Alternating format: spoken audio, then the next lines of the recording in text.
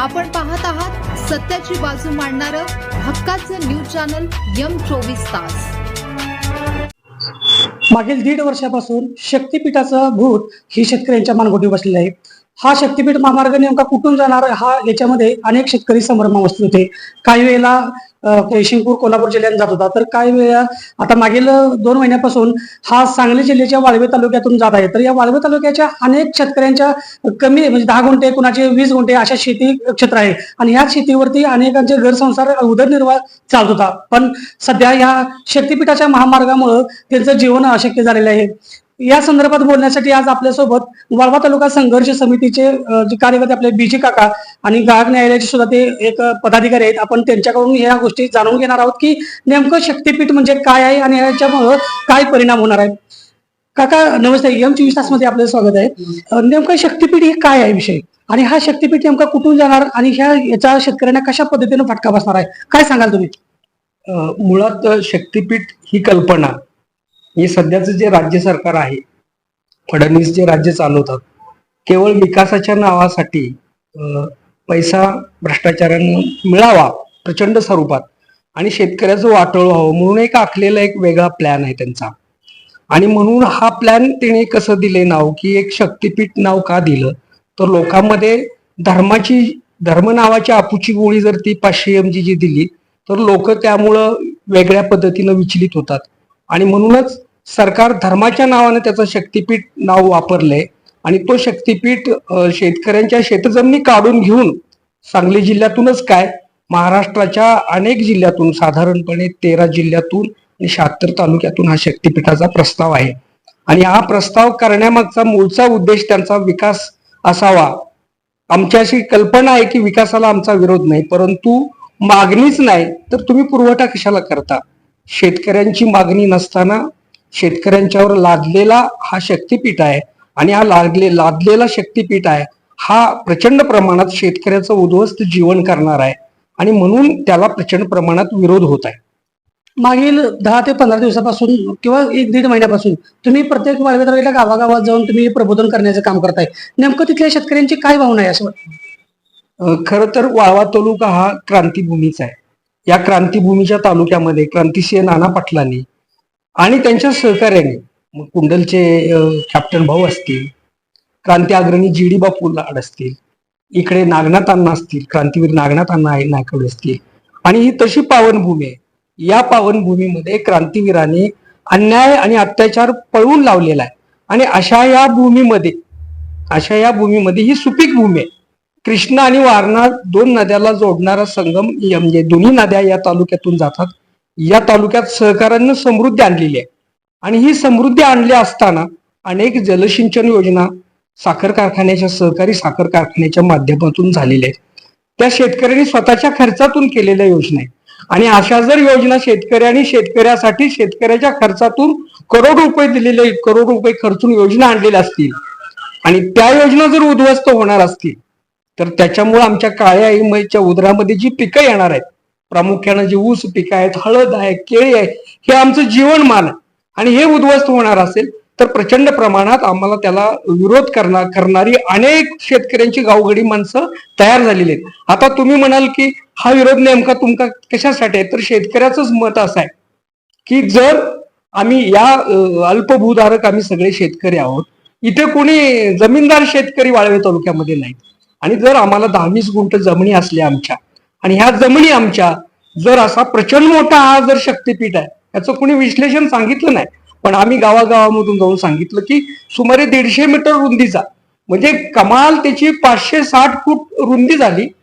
आणि या रुंदीनं जर तो आमच्या कुंडल या तिकडे पलीकडच्या कुंडल मधून गोगाव मधून जर आमच्या तालुक्यात मसूची वाडी गावामध्ये येत असेल तर मसूच्या गावाच्या वाडीमध्ये नदी कृष्णा येते आणि शेवट आमचा ऐतोड्यामध्ये ते मध्ये 11 गावं येतात।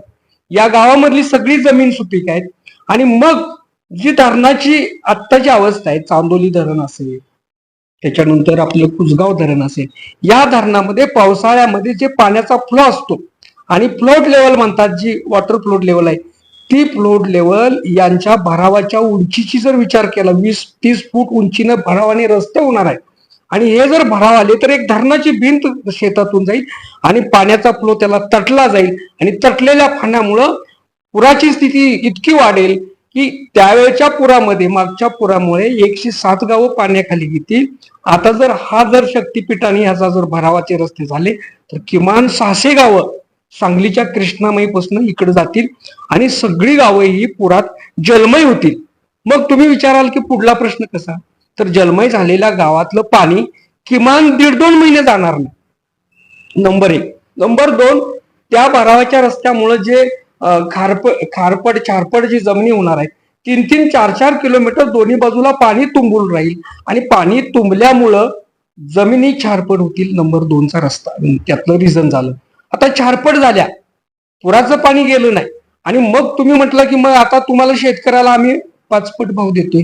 अरे आम्हाला 5 पट काय, 100 पट जरी दिला तर शेतकऱ्याची भूमिका ठाम आहे की आमचं 1 इंच भूमी द्यायची नाही. तर तुम्ही ज्या वेळेला प्रबोधन करायचं जाता किंवा शासकीय अधिकाऱ्यांना ज्या वेळेला तुम्ही ह्या संदर्भात विचारलं जातं त्यावेळेला तुम्हाला असं काही उत्तर मिळतं का की जे आम्ही शेतकऱ्यांना काही मोबदला देतोय किंवा त्याच्या काय सांगा, ह्याच्याबद्दल काय प्रतिक्रिया येतात? सगळे शासकीय अधिकारी काही सोडले तर सगळे चाटुगिरी करणार आहेत.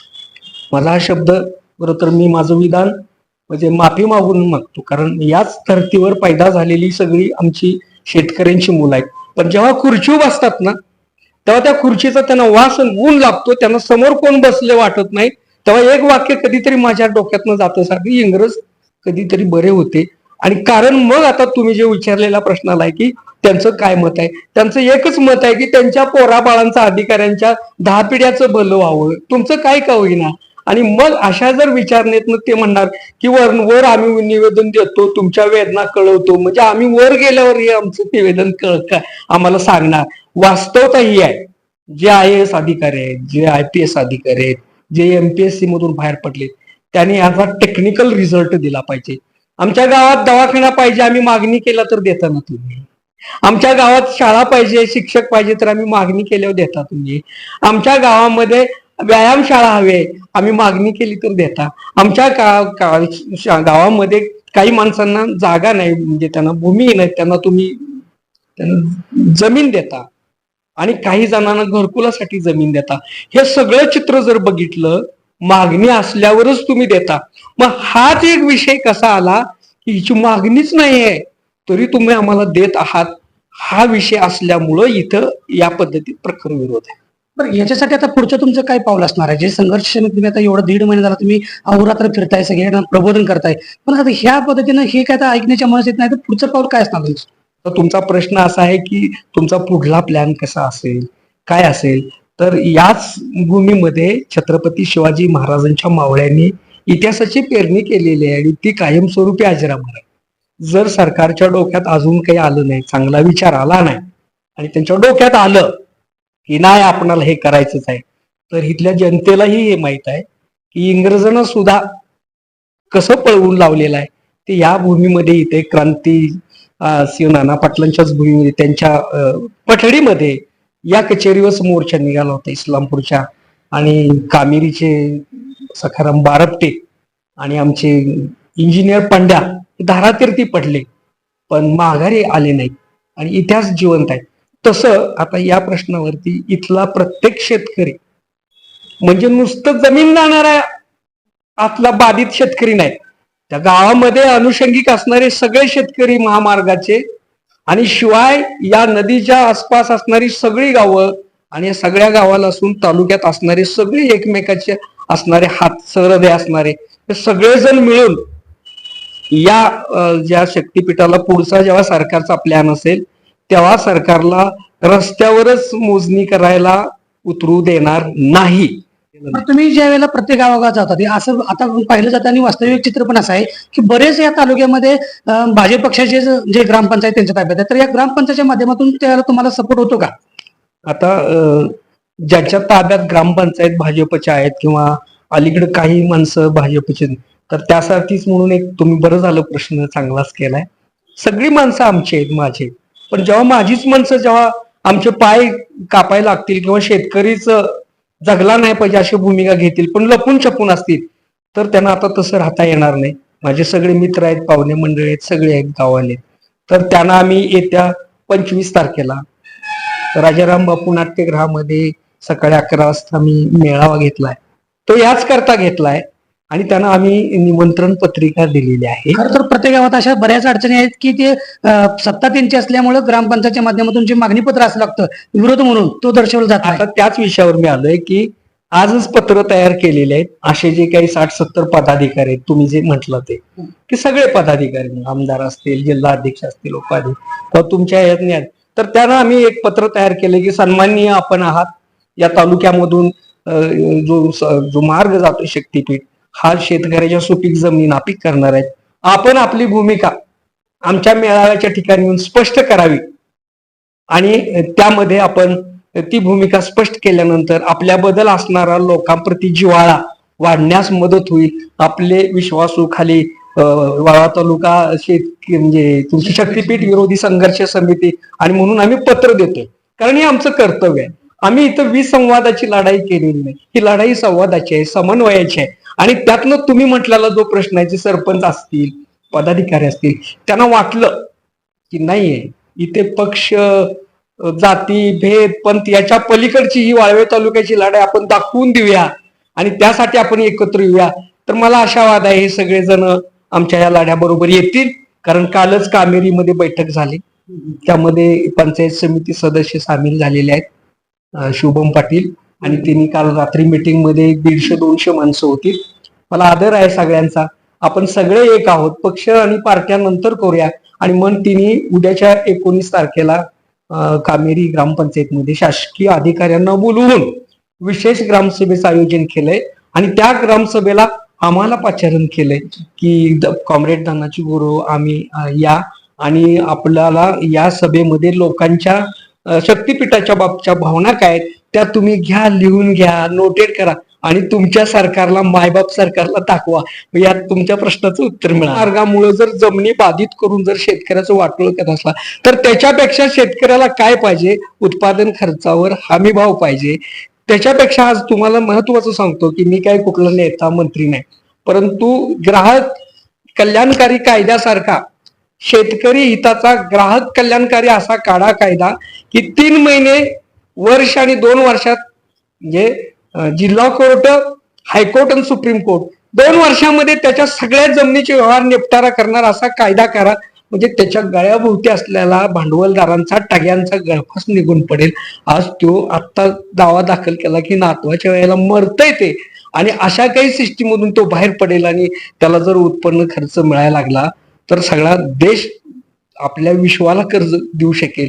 ही ती आमची भूमिका आहे. आमची एक शेवटचा प्रश्न, मला वाटतं केंद्र सरकार असेल किंवा आपलं राज्य सरकार असेल, या केंद्र सरकारच्या माध्यमातून शेतकऱ्याला प्रत्येक वर्षी प्रति वर्षाला किसान योजना मिळते, पण तिकडे एका बाजूला किसान योजना द्यायची आणि प्रत्येक इंच आणि जमीन ओलिताखाली घालवायची म्हणायची, इकडच्या जे पाण्याने भरलेले तुडून जे विहिरी असतील ती मुजवायच्या आणि त्याच्यावर महामार्ग बनवायचा, आणि म्हणजे काय कसं असेल काय सांगा.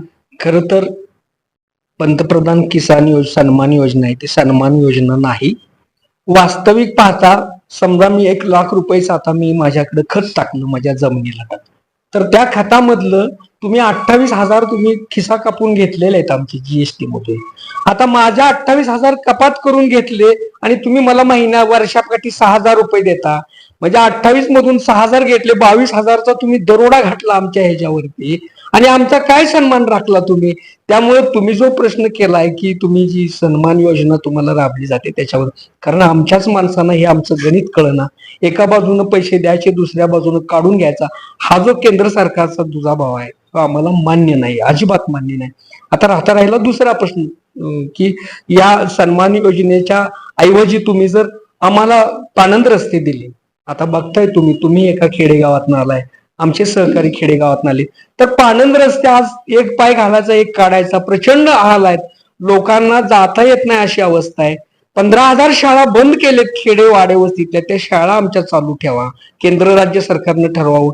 आम्ही दवाखान्यात गेलो की औषध आहे पण डॉक्टर नाही, डॉक्टर आहे पण नर्स नाही, सगळे आहेत पण इमारत नाही.